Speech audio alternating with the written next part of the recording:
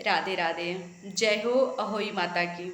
आज मैं वीडियो विशेष उन माताओं और बहनों के लिए बना रही हैं जिन्हें संतान है और जिन्हें संतान विहीन है, और या तो जिनकी संतान हो रही है पर दीर्घायु नहीं हो पा रही है। तो इस बात व्रत को बड़े ही ध्यानपूर्वक, अहोई माता व्रत को ध्यानपूर्वक सुनिएगा और इसका प्रतिपालन कीजिएगा। तो बोलिए अहोई माता की जय। आइए कथा को सुनते हैं और कैसे प्रतिपालन करना चाहिए वो भी मैं लास्ट में कथा के बताऊंगी। राधे राधे। एक बार एक साहूकार था जो संपूर्ण रूप से संपन्न था। उसके 7 बेटे और बहुएं थी और उसकी एक पुत्री भी थी। एक बार क्या होता है कि वो लोग घर के लेपन के लिए जंगल जाती हैं और मिट्टी लाने के लिए बहुएं जाती हैं, साथ में उनकी पुत्री उन अपने भाभीयों के साथ जाने लगती हैं। वो लोग जंगल में जाती हैं, मट्टियाँ खोदने लगती हैं और ननद के हाथ से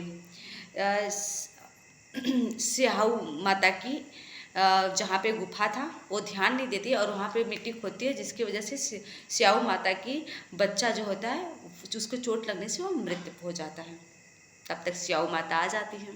यह दृश्य देखकर वो बहुत क्रोधित होती हैं और बोलती है कि अब तो मैं तुम्हारा कोख बांध दूंगी। ये बात सुनते ही उन सातों बहुओं की जो ननद होती है वो घबरा जाती हैं कि मेरा कोख बंध जाएगा। तो वह सभी भाभियों से निवेदन करती हैं कि मेरे बदले आप सभी लोग अपना अपना कोख बंधवा लीजिए, पर कोई भी तैयार नहीं होता है, सब लोग मना कर देती हैं। छोटी वाली भाभी जो सोचती है कि कहीं अगर सासू माँ को पता चला तो कहीं नाराज़ ना हो जाए, इस वजह से, इस डर के वजह से या उस दयालुता की वजह से वो अपने कोख को बंधवाने के लिए तैयार होती है। और इस तरह से स्याऊ माता छोटी भाभी का कोख बांध देती है। वो लोग घर आती हैं और उसके बाद वो लोग घर आने के बाद सभी को पुत्र पौत्र होते हैं, पर जो छोटी बहू रहती है उसको पुत्र नहीं होते हैं। उसके पुत्र होते थे और 7वें दिन ही मर जाते थे। इस प्रकार वो बहुत परेशान रहती थी। घर में निंदा भी होता था, तो बहुत परेशान होकर एक बार वो एक पंडित जी से मिलती है और बात करती है। पूछती है कि मेरा ऐसा क्यों होता है कि मेरा बच्चा होता है और 7वें दिन ही वो मृत्यु क्यों हो जाता है। तब वो बोलता है कि पंडित जी बोलते हैं कि तुम सुरवी गाय की सेवा करो, क्योंकि स्याऊ माता की सबसे अच्छी सहेली सुरवी गाय है। उनकी सेवा करो, तुम्हें ज़रूर संतान सुख मिलेगा। ये बात सुनकर वह जो छोटी बहू रहती है वो सुबह भोर भोर में उठती और जाती गौ माता की साफ़ सफाई और उनका सारा साफ़ सफाई, उनकी गंदगी साफ करके चली आती। इस प्रकार सुरभि गाय की वो रोज़ भोर में उठकर सारी कार्य कर लेती। एक दिन सुरभि गाय को लगा कि अरे ऐसा कौन है जो मेरे उठने से पहले मेरी पूरी साफ़ सफाई कर देता है, आज मैं ज़रूर देखूँगी उसको। तो क्या करती हैं कि वो भोर में जल्दी उठकर बैठ जाती हैं और उसके बाद जब वो छोटी बहू आकर साफ़ सफाई करती है तो सुरभि गाय कहती है कि तुम्हारे इस कृत्य से मैं अत्यंत प्रसन्न हूँ, बताओ तुमको क्या चाहिए। तो फिर वो बोलती कि हे सुरभि गाय, हे माँ, मेरा कोख आपकी सहेली स्याऊ माता ने बांध दिया है। आग्रह आपसे है कि अगर आप मुझे कुछ देना चाहती हैं तो स्याऊ माता से बोलिए कि मेरे कोख को वो खोल दें। ये बात सुनती है तो गौ माता बोलती है ठीक है, चलो मेरे साथ नदी उस पार चलते हैं, स्याऊ से मिलते हैं, वो तो मेरी बहुत अच्छी सहेली है। वो लोग रास्ते में निकलते हैं, कड़ी धूप की वजह से लोग को थकावट हो जाता है, तो वो लोग एक जगह बैठ जाती हैं। तो वहाँ पे जहाँ बैठती हैं वहाँ पे गरुड़ पंखनी का घोंसला रहता है जिसमें उसके बच्चे रहते हैं। तो लोग बैठे बैठे छोटी बहू क्या देखती कि एक सर्प आता है जो गरुड़ पंखनी की बच्चे रहते हैं उन पे झपट्टा मारता है, उनको मारने की कोशिश करता है। पर छोटी बहू क्या करती है कि उसको भगाती है सर्प को, और भगाने के जगह उसकी मृत्यु हो जाती है उस सर्प का, और उसे मार के एक जगह ढक देती है। उसी दौरान गरुड़ पंखनी वहाँ आ जाती है और उसे लगता है कि ये छोटी बहू जो है वह मेरे बच्चों को मार दी। वह इस गुस्से में उस पर चोंच मारने लगती है छोटी बहू पे। तो छोटी बहू कहती है कि हे गरुड़ पंखनी, मैंने तुम्हारे बच्चे को नहीं मारा है, तुम्हारे बच्चे को बल्कि मैंने बचाया है। ये सर्प तुम्हारे बच्चे को चोट पहुंचाने आ रहा था, मारने आ रहा था, मैंने इसको मार कर तुम्हारे बच्चे की रक्षा की है। तो वो बहुत प्रसन्न होती है और गरुड़ पंखनी बोलती है कि तुम्हें क्या चाहिए, तुम मुझसे मांग सकती हो, मैं तुम्हारे इस कृत्य से बहुत प्रसन्न हूँ।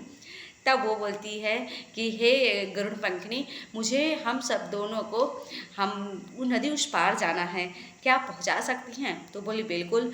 वो गरुड़ पंखनी के ऊपर छोटी बहू और जो गाय माता होती हैं, सुरभि गाय, वो दोनों बैठ जाती हैं। वो लोग नदी उस पार उसको स्याऊ माता के यहाँ उतार देती है गरुड़ पंखनी। उसके बाद वो जाती है तो उसका गरुड़ पंखनी अपने सुरभि गाय से कहती है कि मेरे पूरे बदन में बड़ी खुजली हो रही है, बड़ी दर्द हो रहा है, थोड़ा इसको देखो ना, मेरे क्या है, थोड़ा खुजली कर दो। तो जो छोटी बहू रहती है वो क्या करती है कि एक सैया लेती है और उसको पूरी तरह से अच्छे से साफ करती है, उसके जितने भी गंदगी रहते हैं, जिससे उसकी खुजली जो होती है समाप्त हो जाती हैं। इससे वो उसको बड़ी सुकून और बहुत ही आनंद मिलता है स्याऊ माता को।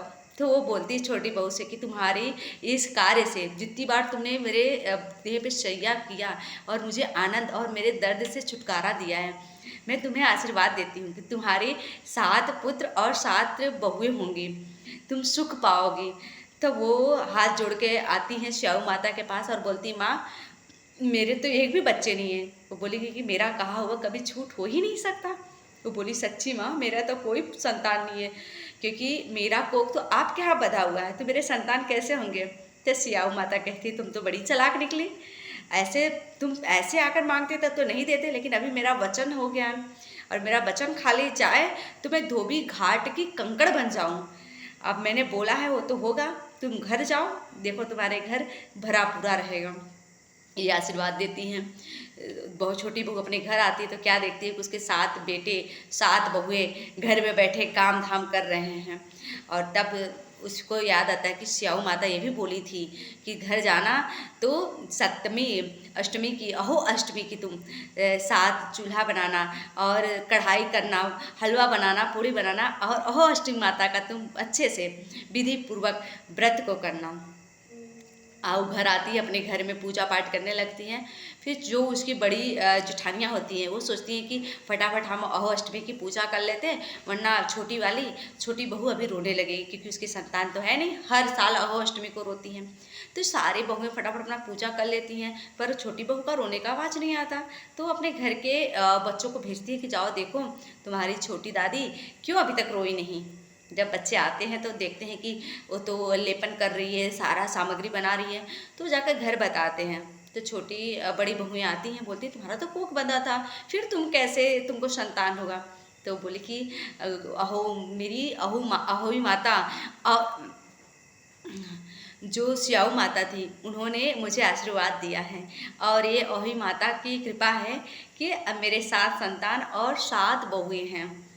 तो सभी माताओं और बहनों को जिस प्रकार माँ अहोई माता उस छोटी बहू के जीवन में उसके गोद को हरी भरी की, उन सभी तमाम माताओं के जिनके बच्चे हैं उनके बच्चों को दीर्घायु, और जिनके संतान नहीं है अहोई माता उनके गोद को भरे फले फूले, और सभी माताएं माँ बनने का सर्वज्ञ सुख पाए, क्योंकि मातृ धर्म से बढ़कर कोई धर्म नहीं होता।